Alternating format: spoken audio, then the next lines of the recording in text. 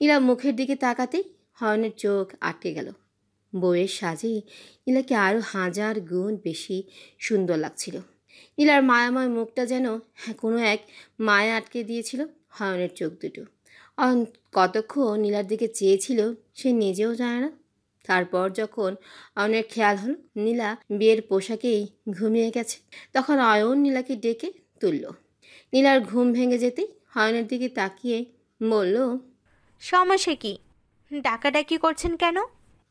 অয়ন বলল, মানে তুমি ঘুমিয়ে গেছো কেন? জেগেই বা থাকবো কেন? আজ আমাদের বিয়ে হয়েছে, আজ বাসরাত, আমি তোমার বর। তুমি আমার জন্য অপেক্ষা না করে ঘুমিয়ে গেলে। ওগো, এত কথা বলেন কেন? আর বিয়ে হয়েছে, বর বাসর, তাই বলে কি মাথায় তুলে নাচবো আপনাকে? তুমি কি আমায় অপমান করছো? এই মেয়ে, ভুলে যেও না আমি তোমার অফিসের বস। শালা গুষ্টি কিলাই তোর বাসরগিরির। তোর অফিসের চাকরি খেতাপুরি, করবো না তোর অফিসের চাকরি। আর আমি কি এখনো তোর অফিসের স্টাফ? আমাদের মাঝে আর বস স্টাফের সম্পর্ক নেই। তুমি আমার সাথে তুই করে কথা বলছো কেন? আমার যা ইচ্ছে তাই করব। তুমি না বললে এখন আমরা আর বস স্টাফ নয়? তাহলে তো তুমিই বললো আমরা স্বামী স্ত্রী। তাহলে তো আমার জন্য অপেক্ষা করা তোমার কর্তব্য, তাই না? নীলা রুমের চারিদিকে তাকাতে লাগলো। হয়ন বলল, কিছু খুঁজছো? একটা ইট খুঁজছি। অয়নের মনে পড়ে গেল সেই প্রথম দিনের কথা। হয়ন বলল, থাক, তার দরকার নেই, চলো ঘুমিয়ে পড়ি। সেটাই তো বলছি, যান সোফায় গিয়ে শুয়ে পড়ুন।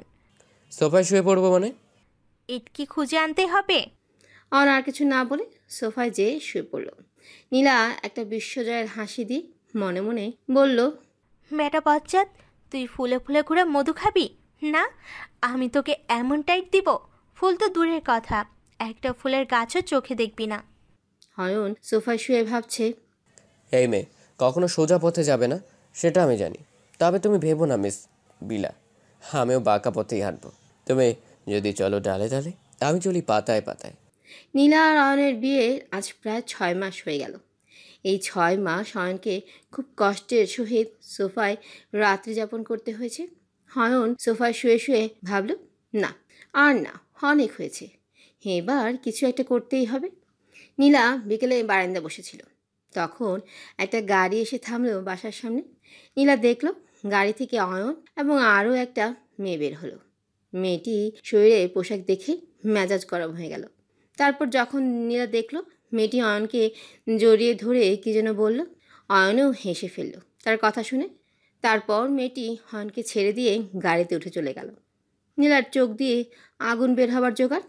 নীলা শুধু অগ্নিমূর্তি হয়ে চেয়ে রইল অয়নের দিকে, কিন্তু অয়নকে এই ব্যাপারে কিছুই বলল না। সেদিনের পর থেকে নীলা খেয়াল করলো অয়ন অফিস থেকে ফেরার সময় প্রতিদিন এক একটা মেয়ের সাথে আসে, এবং মেয়েগুলো যে ভালো না সেটা তাদের পোশাক দেখেই বোঝা যায়। এক সপ্তাহ এমন দেখার পর নীলা রাগের মাত্রা ছড়িয়ে গেল। আজ যখন অয়ন একটা মেয়ের সাথে ফিরে বাসায় আসলো, অয়ন রুমে আসার সাথে সাথেই নীলা রুমের দরজা ঠাস করে বন্ধ করে দিল। শালা বচ্চাত, তোর সাহস তো কম নাই। তুই ঘরে বউ রেখে অন্য মেয়েদের সাথে ঘুরে বেড়াস। আজ তোর একদিন কি আমার একদিন? নীলার কথা শুনে অয়ন কিছু একটা বলতে যাবে, তার আগেই নীলার ঠোঁট অয়নের ঠোঁটের সাথে মিলিয়ে দিল।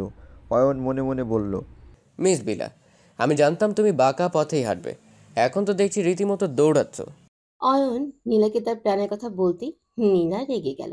ওসব মেয়ের সাথে যা করেছে সব নাটক ছিল। এটা অয়ন নীলাকে বলতেই নীলা অয়নের বুকে পিঠে কয়েকশত কিল বসিয়ে দিল।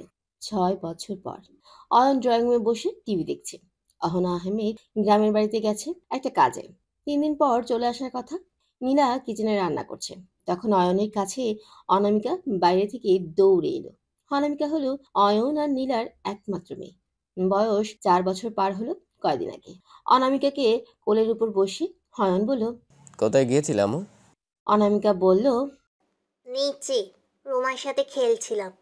হয়ন বলল, খেলা শেষ? না, তাহলে চলে এলে কেন? রোমা বলল আর খেলবে না, ওর ভাই ঘুম থেকে উঠে গেছে, ওর সাথে খেলবে। ও আচ্ছা। পাপ্পা, আমার ভাই নেই কেন? তোমার ভাই লাগবে? হ্যাঁ লাগবে, অনেক সুন্দর একটা ভাই লাগবে। ঠিক আছে, তোমার জন্য একটা সুন্দর দেখে ভাই নিয়ে আসবো। সত্যি? হ্যাঁ, সত্যি সত্যি সত্যি, দিন সত্যি। থ্যাংক ইউ পাপ্পা। বলেই অনামিকা অয়নের গালে একটা চুমু দিয়ে কিচেনের দিকে দৌড় দিল। রাতে নীলা ড্রেসিং টেবিলের সামনে দাঁড়িয়ে চুল চিরুনি করছিল। তখন অয়ন রুমে এসে নীলাকে পেছন থেকে জড়িয়ে ধরল। নীলা বলল, হচ্ছেটা কি? ছাড়ো বলছি।